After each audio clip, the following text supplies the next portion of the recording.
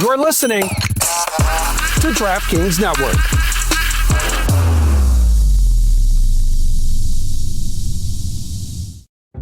Big nonprofit hospital systems are making billions on 340B medicine markups. Hospitals can spend on luxury perks while engaging in aggressive debt collection practices. They get rich, while patients like you pay more. Tell Congress it's time to hold hospitals accountable. Washington should fix 340B. Visit phrma.org/340B markup to learn more. Paid for by Pharma. This Father's Day, do more with Dad and spend less with low prices guaranteed at the Home Depot. Get him fired up with a new grill and accessories, like the Next Grill 5-burner for just $299, so you can spend more time together while he becomes the grill master he was always meant to be. Or build memories with savings on top brand power tools so you can tackle projects side by side.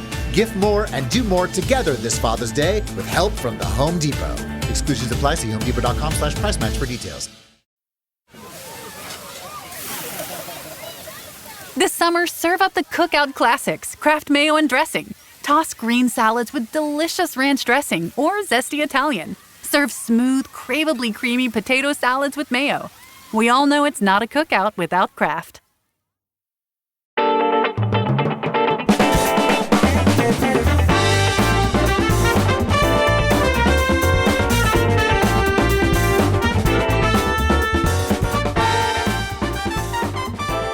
Yay. Look how happy she is. You saw that was not feigned enthusiasm. That was Very sincere. happy to She's be happy to be here. here on South Beach Sessions. BethStelling.com is where you go. She's got a new special. I love the name of it. Before I get to the name of it, what was second place on? Because you name things well. This is my... I have a favorite thing you've named before. It's not this. And so I want to go through it with you. But we're looking for people who do huge numbers on social media. It's a bit of a mouthful. Yes, I tend to name things long, but powerfully. The runner-up for this one was To the Highest Bidder. And what is your favorite named thing? Because I've got a favorite. The funny thing is after you do it, once you have to say it for a long time, or people are like, I liked this, or they get it wrong enough, or whatever it is. Excuse me. Wow, that you really let that fly. That is grew up in an all-female household. That is the best burp that has ever been on this show. You can let it fly in all the ways here. That was actually a performance piece from my last special. We're looking for people who do huge numbers on social media. It is actually the origin of one of the jokes. I'm drinking LaCroix and it made me burp. Okay. And then I'm trying to think about my favorite named thing. You just get sick of them after a while. Simply the Beth. Oh, okay. Thank you. Because you've got a lisp? Yeah. Because Simply the Beth. No, and that I don't think you've done better than that, but you're sick of all of them, you're saying? Not all of them. I don't know. It's just like after a while they just change for you or more for all those things. I also like If You Didn't Want Me Then, but it's a what do we call it? What's the when titular, right? When it's like the title is part of the thing. Is that what I'm looking for? Well, titular, you got me. I've got a pretty good vocabulary, but you've stumped me and now you've made it awkward. Sorry. And I said tit. Yeah, and you did do that. And you burped as well. So I'm pleased with your comfort so far. I should tell them that comedian, writer, actress, the thing that you like best of these, the answer is always comedy, right? Stand up.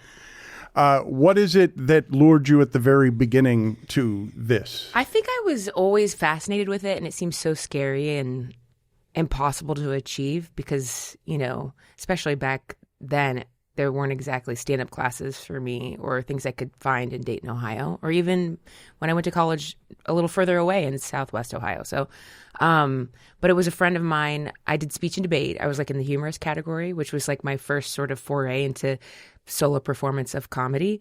And my friend Will Allen burned me the Jim Gaffigan CD. And I remember thinking like, oh, okay, this is what that is, you know, and being so curious about it because there's stuff you just don't know.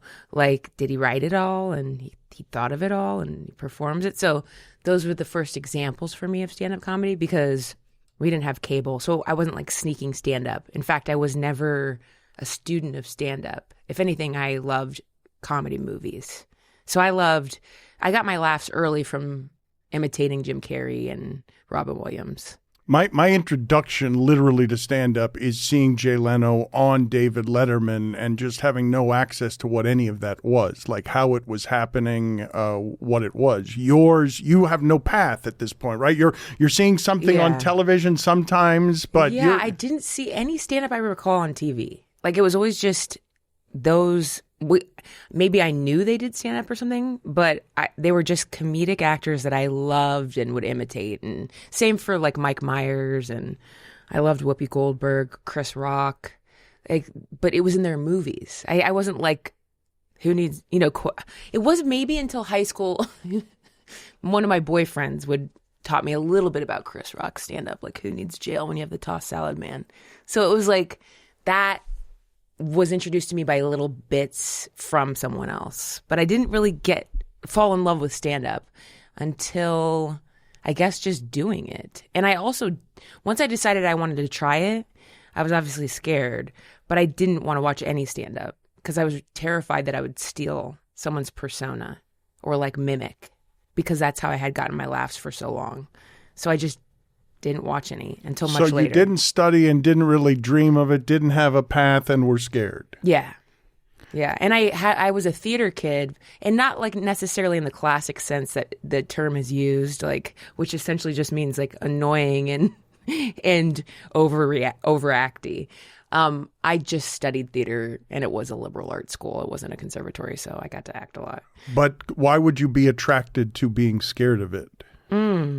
Like, what? Well, that's not what attracted me. I don't think. I think what attracted me to it was not having to rely on anyone else.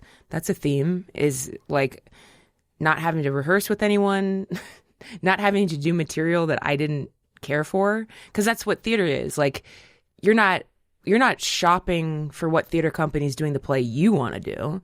You're begging for a role in Euripides. It's like you're showing up to do your monologues to maybe be in Birds by Aristophanes and be like, I hope I get to play an emu, Oh, so what's appealing to you is the ability to do your own thing. Yeah. It's all control. Yes. There's no one but you is the master of the creative. Yes. And it's all on me. I don't have to rehearse, and I was barely getting paid in theater anyway. So it was a way for me to be like, not have to rely on anybody. And I've been like that a lot. It was like, even just earlier, like I got it. Like, I'll do it myself. I can't rely on anybody to do anything for me. What's happening there? Why? I guess, like, I'm sure a lot of things date back to my childhood, of course. Like, I think we're all have those pathways formed really early. But I'm trying to think of like characteristics of me as a kid. It was very much, I hated having my grandma do my hair, and it was like, I was a gymnast early, and so like I would like slick back my hair, and put it in a tight ponytail. It was like everything needed to be like kind of perfect and controlled, and I think that's how I feel most safe. So there's probably maybe a scotch of OCD in there a little bit, but I've never been. I say that reluctantly because I see qualities in my dad, but it's more in the realm of, like, my sister had a over hand washing thing, but my dad is more like clean, pick up. And so I think that's part of it. Also, we had to live with our grandparents for a little while, and my grandpa was a World War II vet, and it was very much like, don't touch the walls, no shoes, use only a few squares of toilet paper.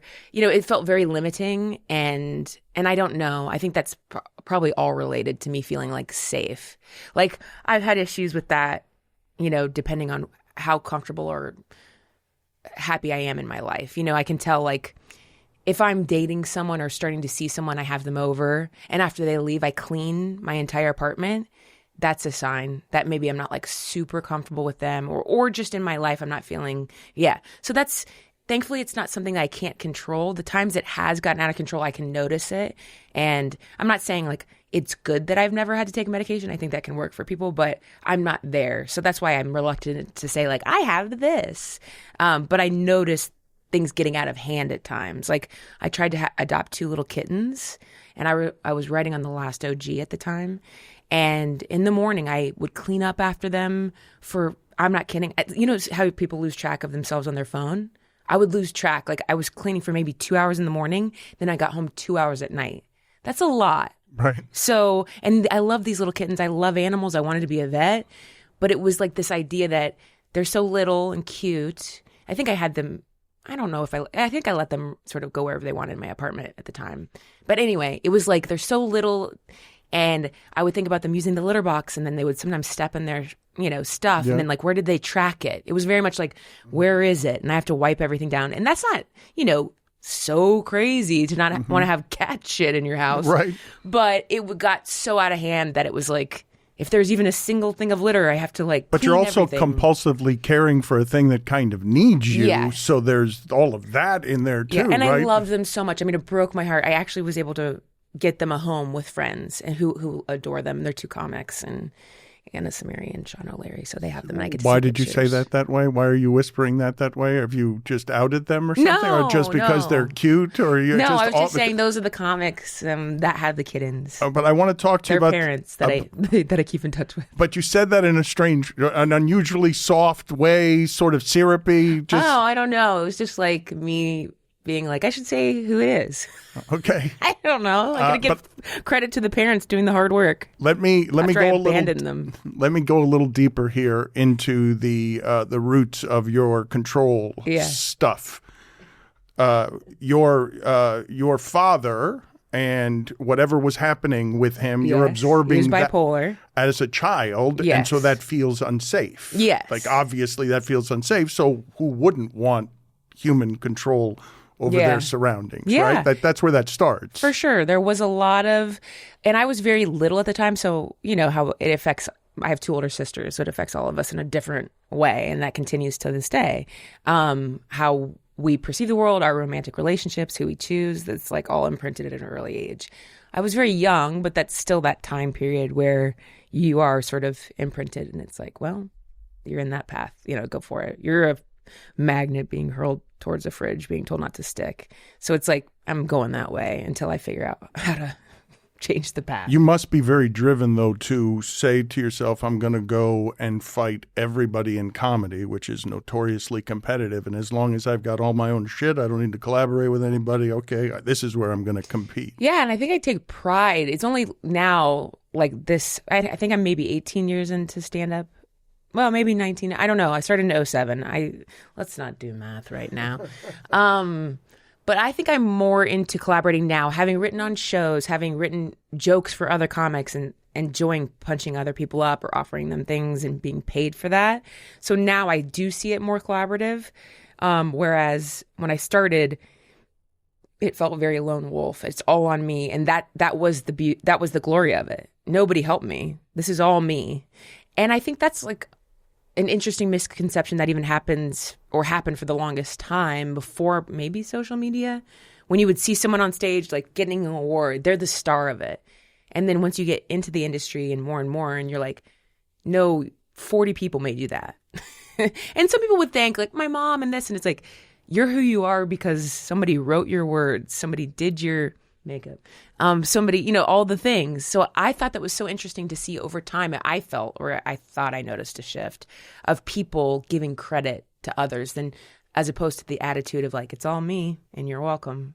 Because that's a choice, I think. And I think it was like a theme for a long time, which was like accepting that you're the star and nobody's helped you get there. And not just in stand-up, but I mean like sort of in the acting and entertainment world too.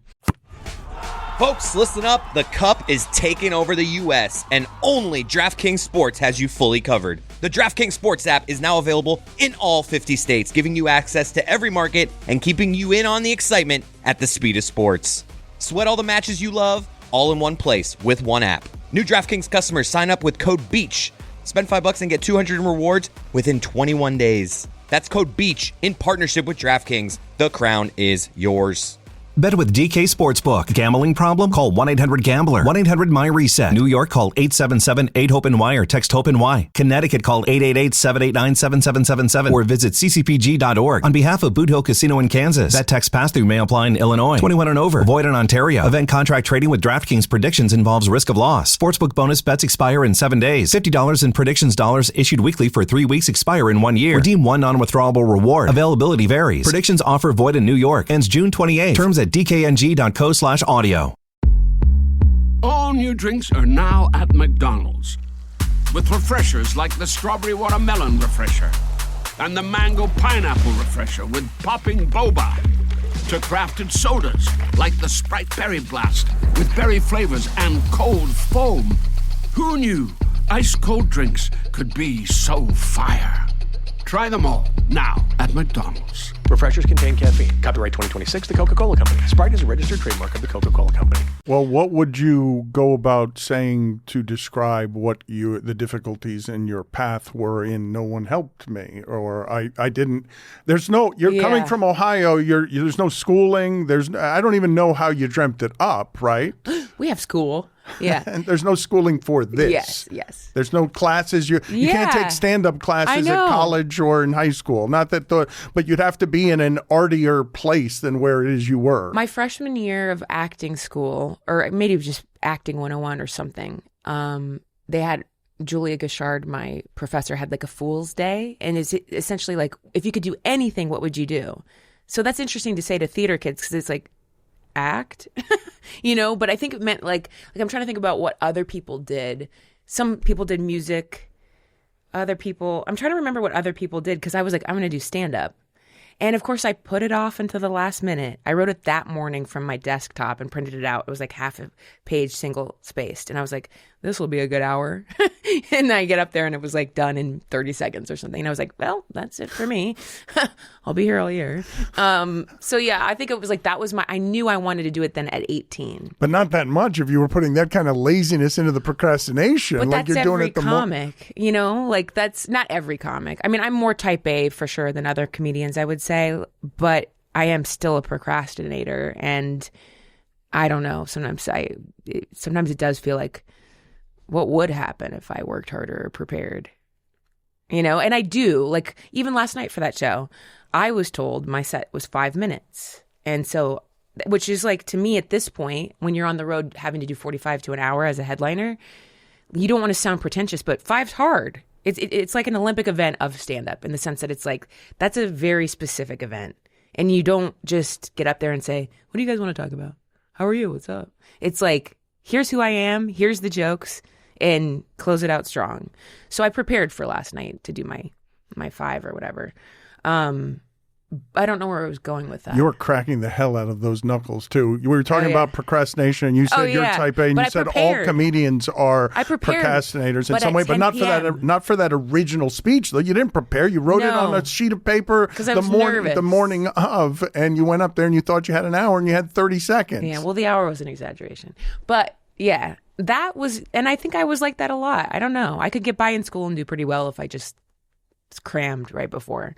I don't know. I was always a good student, but yeah, I wasn't exactly preparing a ton. I was very good at memorizing, and I would always have my lines memorized for the plays. So like I was able to do what I needed to do. But where does your funny come from? Like the starts of it? I think part of it, like there is a theme for a lot of comics that they're the youngest kid of the family. You pop out to an audience, And so I always want to make my sisters laugh. There is something to be said too about being in uncomfortable situations or, after our parents divorced, having to go visit my dad and his wife in Orlando. Like those times looking back are nuts. A 6, a 10 and a 12-year-old flying from Dayton to having a connection in Atlanta, finding our way to our next flight. And then flying to Orlando, just 3 little kids in the Atlanta airport and Orlando airport. And it's looking back at those times and knowing that we were fighting, but also probably like scared at times and nervous and being in uncomfortable situations because of our stepmom and just me trying to make my sisters laugh and break the uncomfortableness. And I loved making my mom laugh. I loved making my sisters laugh. I think it was for sure a way to lighten things up and I don't know if you exactly know you're in a strange situation, though, as a kid. In Orlando, when it's the 3 of you and it's just the 3 of you and you're taking a flight and you're going to a wedding that... Well, they already got married when we showed up. They were already married. Okay, so you were just going to an unusual place, a foreign land, traveling just yourselves, but you're also fighting in that age group over... who's going to eat the peanuts. Yes. And you're also scared because why are we going to a different city unsupervised? And they got the cheapest flights on the AirTran, so it's like 2 of my sisters in this row and then 1 in the middle over here. And it was always like, Beth, you're in the middle. And then I would make a friend. I would like meet the lady next to me and like, I don't know, make a friend. So you were the little one and you were treated like the... Yeah, I think I was a little... I love my sisters. There was no like psychotic bullying of me. We were all close because we had to like stick together. So I've never had super rough patches with either of my sisters. Even when we had a recent rough patch with my sister, we sort of like lost her to one of her husbands, and now she's sort of coming back to us. But she was very much isolated and in a bad situation. But are they looking? Of course, she's a stand-up comic. Like, do they see who? Like they? Yes. They knew what you wanted from very early. Yes, I was a ham, and I loved like we didn't have money for like a camcorder or something, but if we got together at the cousin's house and there was a camera, I mean, I was like, I gotta get in front of that thing. Like my mom and I were talking, and she remembers the time where she's a teacher, was a teacher, and she was a chaperone for the trip to Kings Island, which was like a theme park sort of, or roller coaster place, whatever. And she brought me with, and they let me on the loudspeaker. And she just said I was basically like just entertaining everybody on the ride there. And her students talked about it forever. I don't remember anything I said, but I remember doing that later again, whenever I could get on a bus or there was like a trip. My mom did some church choir stuff, and we did like little tours. Anytime I could get on that mic, I would. And so what is it? What's the calling? Do you know? Like, that's an unusual thing. Well, it's uncomfortable because I think in some ways to start stand-up, you have to be a little dumb, a little self-centered, and like arrogant to be like, everybody's got to hear what I have to say. But I think the drive really was the attention, the feeling of getting a laugh that felt so good. So that's really what I was going after. It wasn't, at least I think, because I don't want to say like I loved the sound of my own voice, but like I loved being amplified. It was so fun. Mm-hmm. I mean, part of me wonders like who doesn't like that? Mm-hmm. Like I loved the checkout people at the grocery. Like that was another job I would have loved to do. I love that. That's so fun. And then they also get to go like this and see like, hey, we need somebody up here, a bagger or whatever. So that seems like fun to you, does it? I would love that. Really? Is that just to have the control of the microphone to talk to the entire I think so, and grocery scanning store? And talking to people. Well, you've had a number of these jobs, right? Weren't you working 2 and 3 jobs at a time? Like, tell us about what the actual dirty parts of success that no one knows about because the start is so unpleasant. Well, the first move for me was Chicago. So after Ohio, where I grew up and going to college there, I moved to Chicago with 2 boys from my theater program, Tim and Derek, and we got an apartment in Boys Town. On Oakdale. What else do they call it? Oh, Lakeview sort of area. And I had worked at a bagel shop in college, so they just sort of let me. It's not a transfer, but it was like, it was a friend of the family. Yeah. So I worked at the Chicago Bagel Authority right away. So that was really helpful to me to have something lined up. But I still needed more money. And so then I found babysitting jobs for people who would come into the bagel shop. So I was able to do both of those jobs. A hustler. And then stand up at night. And stand up, that was great. In Chicago, you weren't making a ton of money, but the showcases paid. So it might cover your groceries or something, which is hilarious to say because groceries to me was I ate the bagels at the place that I worked, and then I would get stuff at CVS. Like that was grocery shopping. Right, sure. I always, I don't know, a lot of Chicago scene especially, it's like late nights, lots of drinking, late night food, stuff like that. I always say like I'm not a huge drinker because I'm not. But back then I think I have friends that are like, you drank. We were all drunk. I'm kind of like, well, you were. I was drinking. I'm not saying like, oh, I'm perfect and I didn't drink, but not like that. I don't know. I definitely drank more at that time in my life. But nothing, I rode my bike everywhere. That's how I got around. But these seem like unnecessary corrections. What are you trying to convince me of as it related to your drinking? You were drinking? I just think like the scene, it was very like late night. You were young. Yeah, but I think it's the incongruency in memory is for me. When friends are like, you drank, and I'm kind of like, I don't remember. No, but this is Chicago. This is Chicago's specific gauge on what drinking is. Well, the reason my mind jumped there is because you would get paid in drink tickets, if not cash. So that's how prevalent it is. It's basically like, well, of course you'll perform for this. And I felt like I'd rather get money. Wouldn't everybody? Yeah. No? No. Not every. That's kind of what I mean. The scene was very fun and drinking. But the comic scene in general has a giant amount of nightlife in it, and I would assume a giant amount of drinking in it, because at least in part, once you come off stage, you're not going to go right to sleep. You're amplified. Yeah. And I think too, also though, now more than ever, there's more sober people, and also your behavior, I think, has greater consequences. I mean, even just from, like, you know, if I'm getting asked about someone, or hey, should we hire this person, or what do you think about this person? I'm like, yeah, I mean, they're really funny, but they're hammered all the time. You know, like, I'm not saying I'm a tattletale, but if somebody is like, hey, is this person reliable? And I know that they're a blackout drunk, I'm probably going to be like, they might be a booze hound, you know? All of comedy has changed in the 17 years you've been in it. Oh my God, so massively. And I know that happens every generation. Sometimes I'm like, does everyone feel like this? You know, it always takes, my mind always goes to like parents being like, Elvis is evil, you know, rock and roll. But like, I think we're moving at a lightning speed. Whereas before it was like, oh yeah, new things like that introduced. Things have always been shaking it up or changing or, you know, making people uncomfortable, I guess. But I feel like we're moving at lightning speed in this industry, like how drastically things have changed. From when I started. Elaborate though on, because like if I think of somebody like Liz Winstead or HBO's Women of the Night, that was like a lineup of like tons of amazing female comics, and the shit they put up with to get there sucked. So like because they were able to talk about certain things and go through that made a path for me to be able to talk about certain things and feel like, oh, the women before me carved a path. So I felt that influence where those women fought for that. But I also at the time experienced what I had seen, which is, and I don't know if that's changed a ton, but very much one at a time. You know, it was like women had one at a time. You know, it was, I'm just trying to think of examples, like Sarah and then Chelsea and then Amy and then Allie. So it's like very much, here's this one, you know, whereas opposed to the idea that we never think about that with male comics. It's like, it's all the guys. You know? Well, we could do that, I suppose, with one fat guy or one small guy or one black guy, but like it not as pronounced. But right, you have Eddie, you have Chris, you have Kevin. So it's like, and of course, generationally there are gaps there. But yeah, I think that's always been the case. Early days of stand-up, I was very much getting questions. Always that, what's it like to be a female stand-up comedian? It's a little funny to think about that question now. A little, to be like, so you're asking a 22-year-old, what's it like being a female stand-up comedian?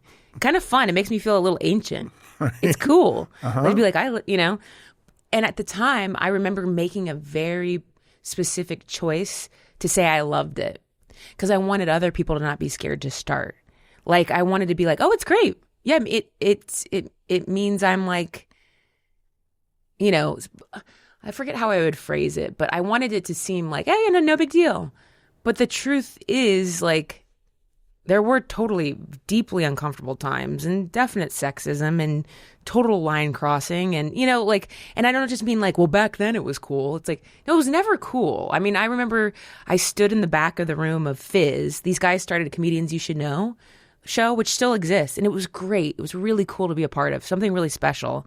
I remember being so proud I got on the show, invited my mom. She came up and watched me at Fizz, and my boyfriend Chris at the time would come. And I just felt really cool to be a part of that group.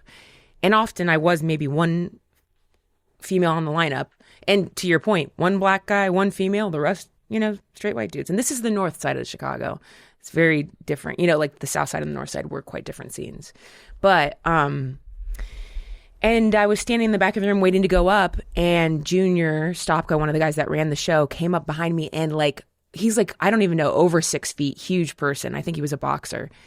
Wound up and smacked my ass, like to the point where it like took my breath away. And the way I'm 22, 23, I was like, how do I handle this? Act like it doesn't bother me. Stand there. I think I did like defend myself in the moment. I wasn't like, because it hurt and it like really shocked me. So I think I said, oh my God, or why did you do that? Or stop. And maybe another guy may have said something. I forget. It's all a blur. It's so long ago. But like, that's crazy. And I had another more supportive guy who booked me on a lot of shows. And this seems harmless, you know, come up to me and he would grab my pigtails and do that stuff, which that seems like nothing. And it's not like I'm saying it's so awful. But, just the idea of anybody feeling like they had access to me or my body is like a crazy thing to be dealing with when you're just waiting to go on stage. And I don't know. So it felt very much like a boys' club that you want to be a part of and you want to be cool about it and sort of hang. And I think that as I've aged and just been more comfortable in my comedy myself, because those guys are all still there. They never left. And I don't know if they still do comedy or not. But it's like now I'm not really worried about what they would think. Like I'll say whatever I need to say. Whereas before, I think I was scared to sort of speak out or say something that felt like an injustice or, it felt like I couldn't tell anybody about certain there's things. great power in that. Do you feel like you were lying when you were saying whatever you were trying to remember there as the stock phrase on what you would say? You just felt you would say it's great. Oh, yeah. I don't know if I was lying because it's not like it was horrific. That's why I brought up the women of the night. Like, I'm sure they dealt with stuff that sucked. And so I'm like, it wasn't like every day was terrible. But by the end of like my third year, I remember thinking about stopping because one of the guys on the scene like kind of had a crush on me, but I didn't really reciprocate. And then he got a little upset. And then his friend who smacked me sort of was trying to intimidate me, saying because I wouldn't have him on my show, I was taking work for him. I'm like, I'm taking 2 drink tickets from him, But I didn't know how to stand up for myself as well. And I remember being scared and hating it. And we had to do a fundraiser at the Playground Theater. It was like a 24-hour sort of, I don't know, what do they call that again? It's like, that used to be really popular. It was like a 24-hour marathon. Yeah. A telethon, yeah. And I remember my spot time was like 1 a.m. or something. And it was barely anyone there. And those guys were in the back. And I'm on stage. And it's just so uncomfortable because they were like heckling me. And I was like, I want to stop. I hate this. Oh, wow. You got to hating it. Yeah. You got to hate within 3 years. Yeah. And I was very sad. And like, Chicago's rough. It's like, because like winter is so long, And so I remember being like just depressed and, I wasn't like living a really super healthy life in the sense like what I told you, like I ate my bagels and I ate at CVS and, it's not, like I wasn't taking care of myself and feeling great. I rode my bike a lot, but yeah, just like paid and drink tickets. And I remember it being so dark there. I was just like, I think I'm done. I didn't know what I wanted to do, but I was like, maybe I'll move home. And then the Chicago Reader came out. My friend Emily Giant texted me. She was one of my theater friends from Miami. And she said, did you pick up the Chicago Reader? And I said, no. And she's like, go look at it. And Steve Heisler, the writer at the time, the comedy critic, had named me the best stand-up in Chicago.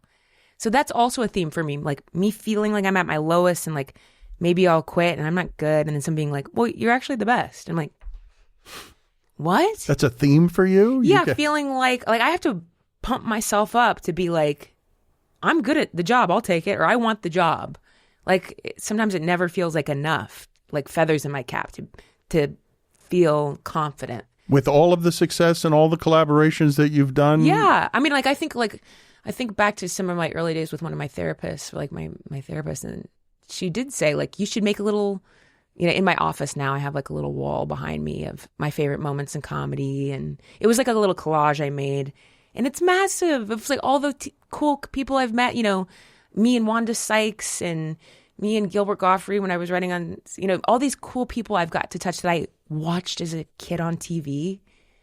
I don't know if I'm close to my period, but I almost teared up. I'm just sort of like, that's cool. But it's hard to remember that, I think, because of the drive of it all. And what's next? To survive. Because, comedy for the longest time is like a piecemeal existence where you're like, next job. And I didn't even get to where, we haven't even gotten to LA, but I also had similar multiple jobs and then having to get this covered so I could maybe go and open for this person for $300. But then I can't lose this job. No, but I want to hear about all of those, like how you had to piece together the whole journey. But what you hadn't realized as you were doing it that you are now in and a part of the world, and the world is a very small world. It's 1,000 of you or whatever who make a living making other people laugh, and now you're in their company. You didn't realize that you had already arrived? No, I don't think so. Because I think there is sometimes that feeling of like high school and stand-up where like there's the seniors and the juniors, And like when I was coming into Chicago as like a freshman, Jared Logan, Kumail Nanjiani, all those guys were about to leave. So it felt like, but I know Kumail now, and we have a mutual respect. And so I think that those moments are hard to like really wrap your mind around. But those moments have happened for me, and it's incredible, you know?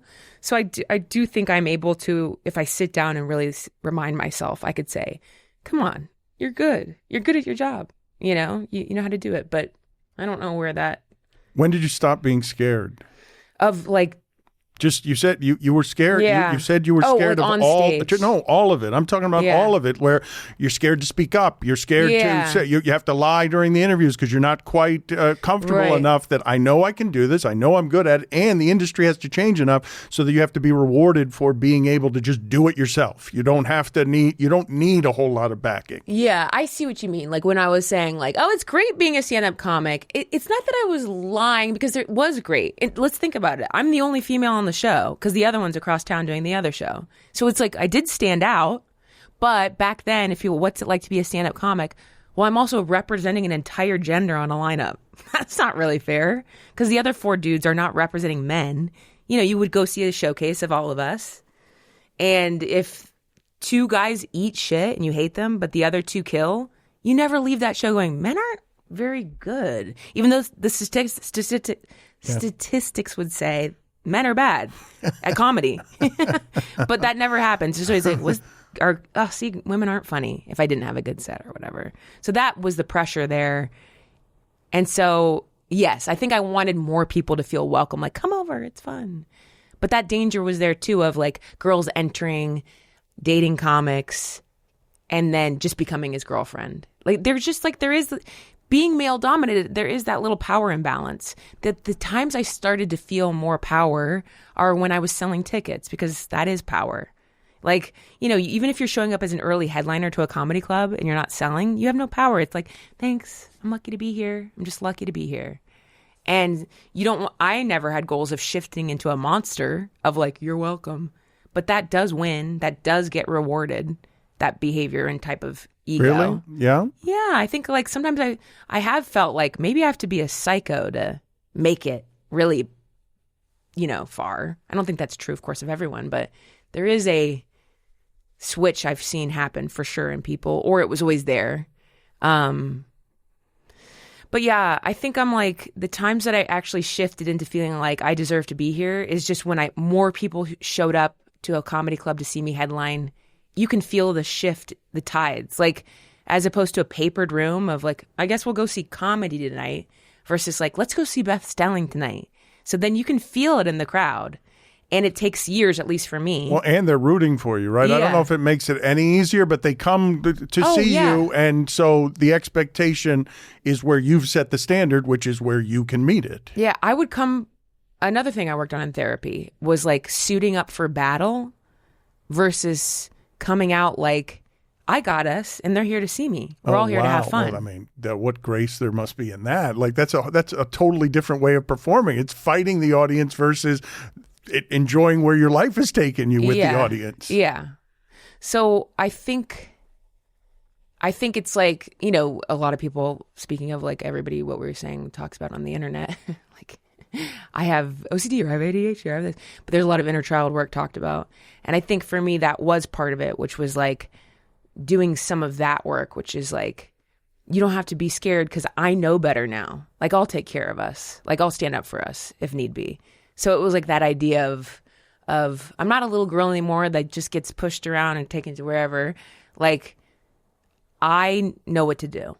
So you don't need to be scared, you know? So that was like a mind shift for sure. If I'm metaphorically talking about it. Well, no, but it's also you become an adult, and also you're soothing this person who needs this much control because she needs to have this control in order to feel safe because everything feels unsafe. And there was a long time where I thought, should I keep doing this? It gives me anxiety. Like I had a boyfriend that I dated my early years out here in LA that was still in Ohio. He was like my college crush.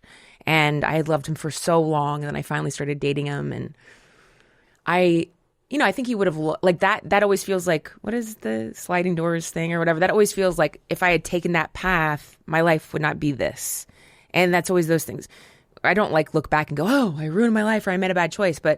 And who knows if it would have really worked out. He's married now and has children and is very happy.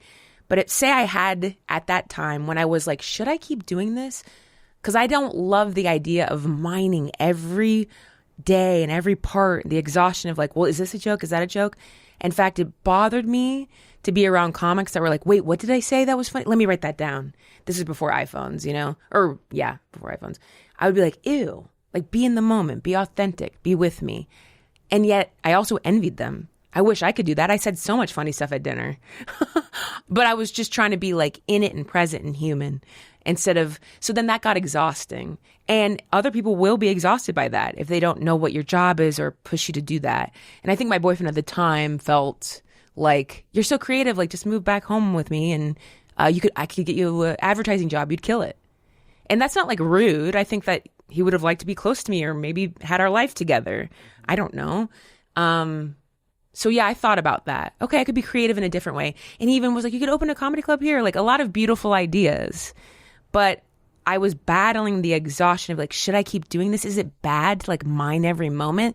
The exhaustion of it. But where were you in the path at that point? Because this is how many years after? I was probably 2 years into, so 4 years I spent in Chicago.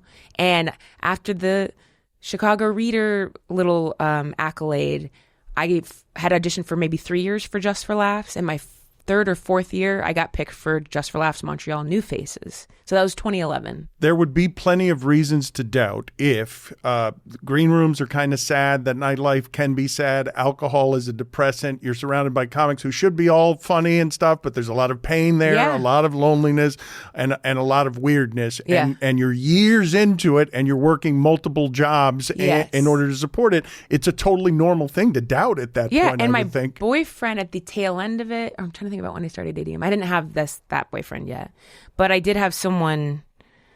I also, that's another aspect of it. Always kind of had a boyfriend, always. So there was that. And those relationships are either helpful or not, depending on where they are spiritually as well, in terms of how they can knock you over if someone becomes consuming. 100%. And so by that time, I was getting ready to move. That's when I sort of reconnected with that guy it's like there was that possibility of a different life. He had a home in Cincinnati. He's like a real person. And we talk about like being, becoming an adult. Well, that didn't happen for me for a long time. And I still sometimes don't feel like that. I think that's part of life too for a lot of people. Like, how am I 60? I'm not 60, but you know what I mean? How did I get here? Well, in a recent special, you tackled the idea of getting to 40, right? Yeah. So I'm like, anyway, I guess what I was getting at with that is becoming adult happened for me, I guess, later, and I'm still working on it. But I was very childlike still at the time. You kind of have to be like as a comic, I think, in some ways, because you're not really growing up. I'm like working a bunch of jobs and doing stand-up at night. And, other people I know, like I missed weddings because I was doing stand-up and I didn't have money. So almost all my college friends got married and I wasn't at their weddings. I'll be honest. Sometimes it was just like, I wanted to do the show. It doesn't mean it was like, I wasn't doing the Tonight Show. I was doing just a show in Chicago. I can't make it. I have a show. You do. And I probably didn't have money to get there. But I missed like those moments for them. And then they start having kids. And so then it really felt like I'm just like a big kid and I'll never grow up. And then the move to LA happened after I got New Faces. That was sort of like my little impetus to move there. They wouldn't take drink tickets on the registry? No. No, you had plenty of those. I probably owe them many gifts still to this day. But you get to sort of forever remain a child in some parts of the work that you're doing. But for 17 years, you're now a craftsperson. Yeah. You've spent 17 years sculpting, writing, and a very specific skill set that would give you some sort of mastery after this much time. Yeah.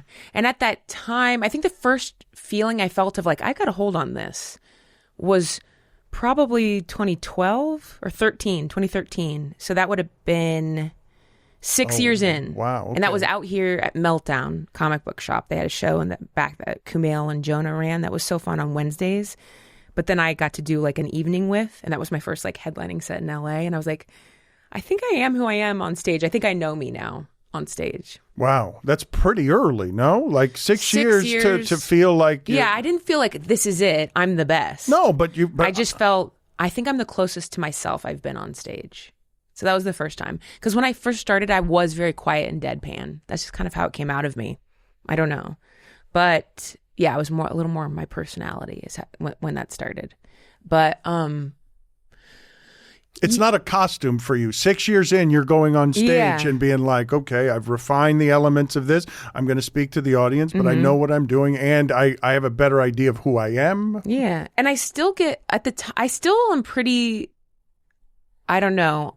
I'm in and out of, because my first time doing stand-up, it's like as a theater person, I wrote it like a monologue, and then I needed to act it and pass it off like it was off the cuff. So, and then I moved away from that, writing a big chunk, and it just tried the jokes on stage and then would just write the word, like a set list. So I still struggle sometimes with like sticking to, I guess, a bit of a script. I mean, like a joke is, you do need to say it pretty much the same way every time.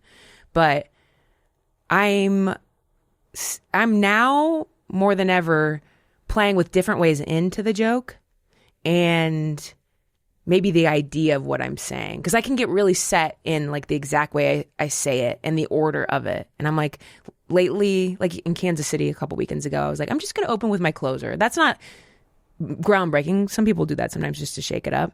But I was like, I'm going to do that and move it forward. And it's like, yeah, it made a really fun difference. And so I'm in this place where comedy's changing so much. What used to be touring towards an hour and then performance has been like, now I'm just giving my work away for free on YouTube. They're looking for people who do huge numbers on social media. So I just put it out myself now because I don't want to really wait for someone or wait for followers. Or it's kind of funny. It would be interesting if I pulled like I think back in, who knows, 2011 or 12, I remember Joe Mandy, who's a comic and writer, bought like 1 million followers and was open about it. It was like kind of a bit. He was always doing strange things. I'm like, I should have just do that. And then when I send you my special and you go, we love it, but we're looking for people who do huge numbers. I was like, well, I do. I have it. Does that help you? Like that's what's become the difference now for at least people at my level. Obviously, they're going to stick with famous people who have the millions already, the Chappelles and Tom and Nate and all those people. But you also have, though, the freedom of and of you're in control. Yeah. Like you said you want the control. But I always was, like, I don't know. Even my half hour on Netflix, it was very much like I did the exact time. So it was like, you can't really cut anything because I did my time, Like that was my control over that. And Girl Daddy, which is on HBO Max, I don't think I had to fight for anything. One line they wanted to take out, a pedophile joke. Marvel Television's Wonder Man, an 8-episode series, now streaming on Disney+. A superhero remake, not exactly what we'd expect from an Oscar-winning director. Action! Simon Williams, audition for Wonder Man. I'm gonna need you to sign this, assuming you don't have superpowers. I'll never work again if anyone found out. My lips are sealed. Marvel Television's Wonder Man. All 8 episodes now streaming, only on Disney+. If we knew more about our sleep, what would we do differently? Would we go to bed at a consistent time or take steps to reduce interruptions to our sleep? With Sleep Score, Apple Watch measures your bedtime consistency, interruptions, and sleep duration. Then, every morning it combines these factors into an easy-to-understand score from 1 to 100. So you'll know how to take the quality of your sleep from okay to very high. Know your sleep score with Apple Watch. iPhone 11 or later required. What was working with Conan O'Brien like on, because you mentioned that special, and I've always thought that he's an unbelievable genius and that people probably don't have any idea what roils within there. It has to be an extraordinary ambition as well. I really like Conan a lot. We didn't really work closely on my special. He was very kind. Like, really the extent of it was Team Coco being like given the task of slotting HBO Max's first specials. And JP Buck was the person who would select all the comics for Conan. So that's really my But according to Conan's tastes, right? Because like he's Yes. So I really worked more with JP on it. Conan wrote me a really nice note that I still have framed, that was basically go out and be yourself. You're so funny. And I did Conan twice, but I suffer from I shouldn't be here. And will that even air? So it's not that it was. I don't think that's an actual malady. I don't think that's an ailment. I suffer from, will this even air? It feels terrible. I shouldn't be here. Yeah. What are the symptoms for this malady? I shouldn't real? Be here. Is this real? Like I felt, it does. I didn't ruin it for myself, but I kind of did. Like those moments where it was like, I get to do late night. Even that second one, I remember he came over to shake my hand and I was like, they were laughing so much. I could barely get stuff out. He's like, well, he said something like, well, I'll tell him to shut up next time or something. You know, he's sharp, but he can be like, you know, and I was like, oh shit, I shouldn't have said that, you know? So we were never like close. I didn't feel comfortable. He's not someone I felt like super comfortable riffing with. It was like a scarier overlord to me. Right. And it doesn't mean like he did things to me to make me feel that way. It's just it's the aura of him. I get what you're saying. But also that is so impeccably, vulnerably not doing any self-assessment on anything to saying to Conan O'Brien after you've killed, they were laughing so hard I couldn't even get out. It sounds obnoxious, I know. right? Even though you're just being like, why am I here? But that's the thing. Insecurity can be so annoying. And I can annoy myself with it. It's like, when are you going to stop? That's so irritating. Like, shut up and take a bow, you know? So I do feel like sometimes I ruin a little bit of that for myself, the joy of it. Well, but I mean, how could that not? That sounds like you killed on late night. Well, because I'll get a snapshot of something horrific someone will say to me online, and then that'll be a little well, that's human nature, to see the one negative thing when you're getting nothing but applause and 40 things. But I imagine in your show, you could also see the guy who's bored or I'm trying to think about something that happened. Yes. I'm trying to think about, like, it's like sometimes things that's the trouble of the internet. Like, I can get stuck with something someone said to me and that overshadows the experience. Like I'm trying to think about what that. Oh, yeah. I play field hockey. I've taken like the last year off actually, but I was playing for the U.S. Women's Masters field hockey team, and we were in Buenos Aires for the not the World Cup, a giant important Pan Ams, championship, the Pan Ams.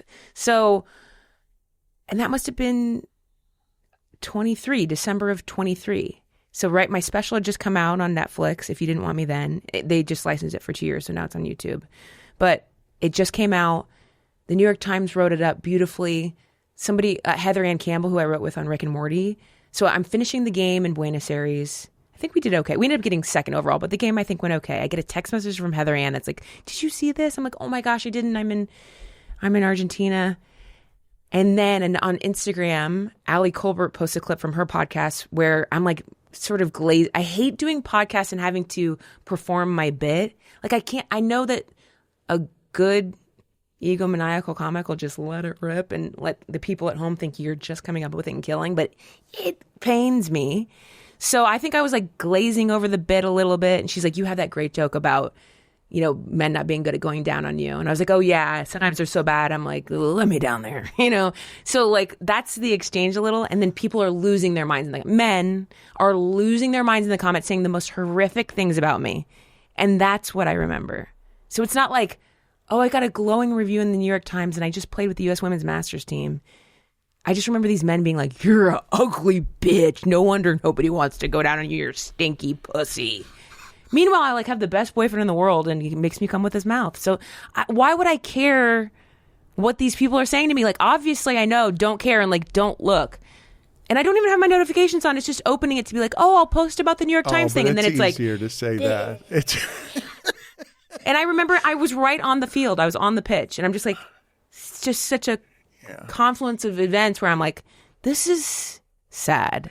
I have learned a lot from the women who have worked with me in sports, and it's hard to argue with them when they say that the internet basically exists, the algorithms, so that men can hate women. Yeah, I mean, in a lot of ways it can feel like that. And then even just saying that, like if you clip this out, it's like, "Yeah, we do hate you, you bitch, and you look ugly, and are you 60? But I mean, these are particular brand. You've come up in, they're very male worlds. Yours is comedy, mine is sports, and they're just very male. It is. And I mean, I think about some of my old jokes that would be sort of hacky now, or I can't even remember, maybe my Comedy Central half hour. I even just make a dumb little ironic, just a line where I say like, stand-up comedy is very female dominated and it gets a pop. So it's just like, and that's 2015, So it's nice though to hear you say though, and interesting to hear you say that you don't want to just perform your best material on a podcast. You'd rather just be authentically yourself when your best material would kill. Like anything that you'd be using right now would be funny. You'd get the easy laughs, but there's something cheap about it. But it gets me nothing. Like what? I'm just then somebody would be like, oh, okay, Mother Teresa, you're trying to be a good, but it gets me nothing. I should absolutely just go on and let the jokes rip. And I'm not saying I never slide in a joke or a line because it's, this would be perfect there. And I should just say it because I wrote it and I write about my life. So now would be the time to say it, Right. But I had this young comic who had me on their podcast and I just had a really bad experience in Florida. It was about a year and some change ago, a year and a half ago. I was opening for Sarah Silverman in Orlando. My dad had never seen me perform. And which is fine. And I mean, that was of my own design. But he came out to the show and I just had a really bad dinner with him the next night. Inappropriate, so upsetting and strange. And then I got home and I was supposed to do this Young Comics podcast. And it was like rainy and I was late and I couldn't find him and I felt awful that I was late.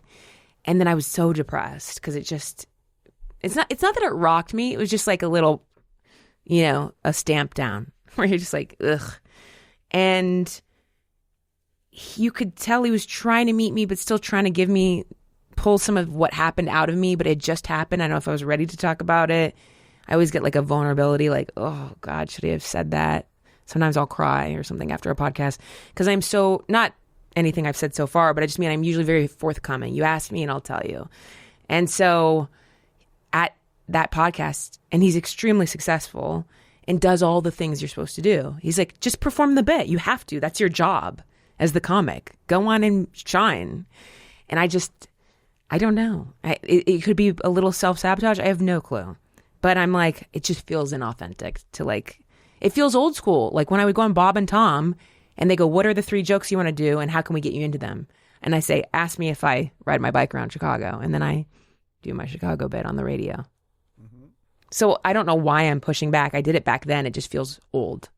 And, what am I trying to say? I think it feels like inauthentic or not reaching you where you've grown to. You don't want to just get cheap laughs. You want to do your act. But the way that you ventured into that, it seems like anybody would be in a bad mood after having a traumatizing dinner with their father, who I don't know which details you want or don't want to reveal I've now talked about it. But how complicated that whole relationship is. Very. And then you're trying to reconnect with him for something that feels loving and it doesn't go right. Right. Like that's a fairly large trauma, I think, whether you're an adult or a child. Yeah. Or an adult trying to heal a child. Right. And I think my dad one is complicated because ultimately, back in the 80s when they were divorced and everything that went down with my parents and there was domestic violence and essentially and I think many professionals would agree, we should have never been sent down there after what happened with our family and in our childhood. And so looking back, we had a court-ordered therapist that we saw, and there were visitation before all of that to get us used to seeing them again. But our childhood therapist, interestingly enough, each of us have gone back to her based upon an event in our adult life. And she was just assigned to us by the courts when we were 3, 6, and, whatever that is, our differences.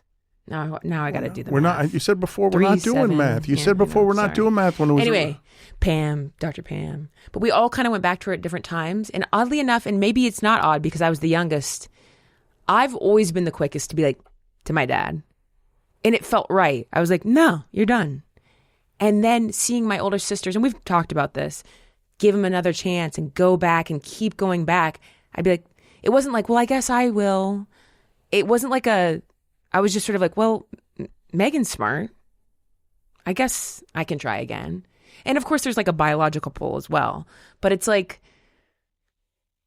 he would, but then behavior again would happen. But you're skipping right past the mental illness part. Your normal's not normal. Yeah. It's clinically, medically not. I don't want to say pejoratively not sane, but mental, you're not talking about a mild mental illness. You were dealing with some things that are my father, who should be keeping me safe, can't be trusted to be stable. Yes, very much. Yeah, 100%.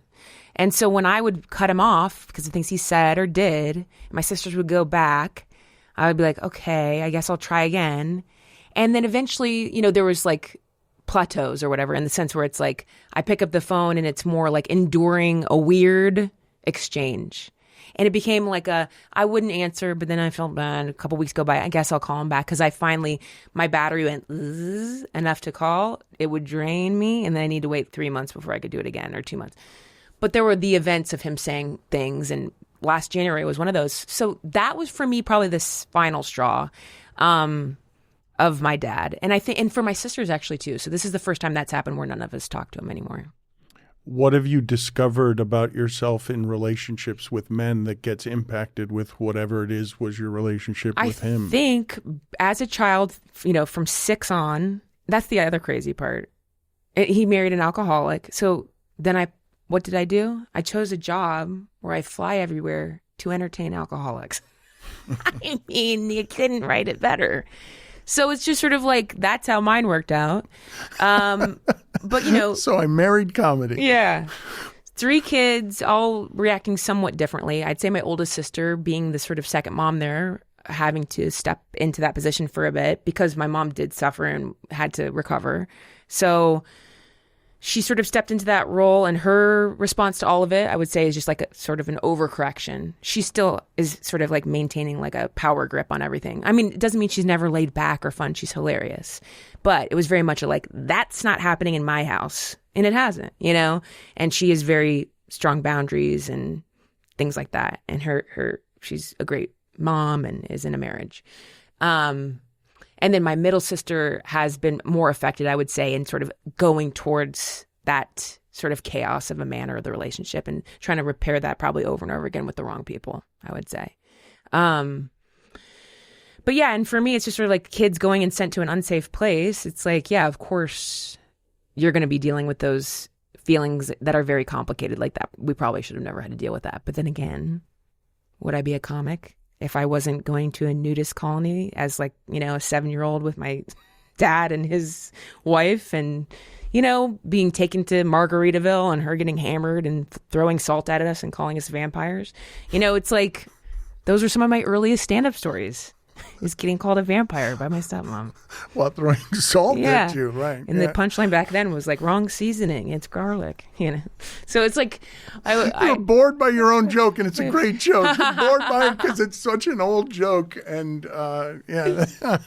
But I've started to rejuvenate that, because after that dinner, I stopped for a while. She called one time. I joke about it in the Landlord special, which is on my YouTube, because I stopped talking about her for a long time because she called and asked me not to. And she was like, I'm not drinking anymore. If you didn't talk about me, that'd be great. I'm like, you know. And when I first moved out here, I really felt that. I was like, I don't want her to be a part of any of my success. And I meant it. Like, 'cause I don't need to tell stories about her to be a good comic, because that was my entry, was sort of getting those stories out. And some self-deprecating stuff, which my mom, of course, hated. But that was my earliest sort of themes. And then I was like, fine, I don't need you. And I thought about going by my mom's last name for a little while, because that's how I felt. Like, I don't want to be. But I didn't. I mean, I went by my legal name. But I forget where I was going with that. I don't. It was the relationships with men. Is where it is. We were headed, like how they were informed by what it is that was happening. Right. And your father. She had asked me to like not talk about it, I suppose. My dad, on the other hand, has always been like, talk about whatever you want. And I think it's because he does love entertaining and he likes the limelight. And it's like, sometimes it feels like too much to get into in our amount of time we have together, because it's like so big. I mean, my dad moved to Orlando. I have a joke about it, that he moved to Orlando to become an actor, which is not where you go. And he started his own business down there, which is basically a sign spinner. He devises these characters and then stands in front of the businesses. And that was some of our earliest jobs. We would just sit in the car and bring him water, and he would pay us. And that was like fun. And we were like, there were good times for sure, going to the beach with a man who was just dressed like a pizza, you know, like, Anything we wanted at 7-Eleven. There was like a lot of weird fun times. We go go-karting. Like there are good memories. Like me in my lifetime having dated different types of men, I've dated an abusive men. It's like they're not all bad, which is why you are there, why you got pulled in, or So there are good times. Everybody contains multitudes, but I think with him in particular, the relationship has just become something like I'm not really willing to try again anymore for. And because of that, he's always said, talk about whatever you want. But when his wife had asked me that, whenever that was 15 years ago, I was like, fine. And now I'm like, I'll talk about whatever I want because I lived it. But that is my dad's perspective anyway. So I have brought back that vampire story within this new chunk of material that was inspired by last January. Because we went out to eat and she was drinking, which is hilarious because she told us that she stopped. So I'm like, did you forget the lie? I'm right across from you. You do a great drunk. You do the impersonation is really strong. Yeah, I don't know how much impersonating you do of other things, but a drunk woman calling you, you've got that one down. What's it like working with your mom? Do you? What are the challenges? I worked with my dad for 8 years on television. Oh, cool. I did a show with him, and it was meant to make him the star of the show because he's ridiculous funny. He was doing the show in his second language. And that's cool. But it had its challenges. Yeah. I think for the most part, the times I've worked with my mom mainly was the podcast that we had together, and we would call comedians moms. And my mom really loved that. And we were doing that during the pandemic, and it was so sweet and so fun. It was meant to sort of learn more about the comedian, and we always ended up talking to the mom and learning about her. So my mom sort of made like a bunch of new friends. And I am so proud of my mom. Being someone who's able to like receive new information and change and grow as she ages and learn new things and be open to that. So yeah, even if she said something that was like, ooh, that's like not really right anymore, or like that's not what we feel, I would talk about it with her and she'd go, okay, thank you for telling me that. I didn't think about it that way. And people got to listen to that and hear the change like in person without embarrassing her or making it seem like she's a bad person or something like that. And this is not something that happened often, but something to answer your question, like, were there challenges? And it's like, that's kind of the little minimalist part of it. So but it was a joy to do then. It was like all of it, just making it, connecting with her. We even got to do Just for Laughs Montreal before the pandemic, and we did our podcast live with a couple of moms. And the cutest thing is like we're finally live, and she'd be talking, and then just the microphone would slowly lower, and I'd reach over and put the microphone back up to her mouth, because she's like a little shy. She's not a ham, but she's funny in her own sort of amazing naivete. Yeah, no, when I think back on what it is that I did with my father, I would have liked to have been more gentle. And I wasn't not gentle. Yeah. He required a great deal of patience. But the snapshots I have is he's doing his best. This isn't his chosen profession. He's doing it with me daily. I feel like I should have had endless patience with him. Yeah, but that's hard. It is hard to do with your own parent. Well, and I've had a dark mantra that I have said to myself when I catch myself being an asshole, which is like, she'll die and your life will be over. So remember that, Thank you. I think that's the perfect punctuation on everything we've done here, don't you? Like, that's it. Let's just end it that way. BethStelling.com is where you go if you want her special. I have to read it just because it's so many words. Yeah, We're looking for people who do huge numbers on social media. She's funny. She's great. Thank you for sharing this time with us. Thank you for having me. Sorry I talk so much.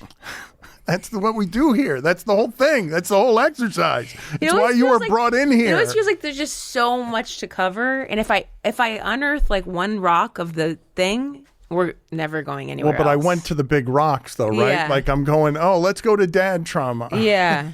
It's one of the big ones. It's so big.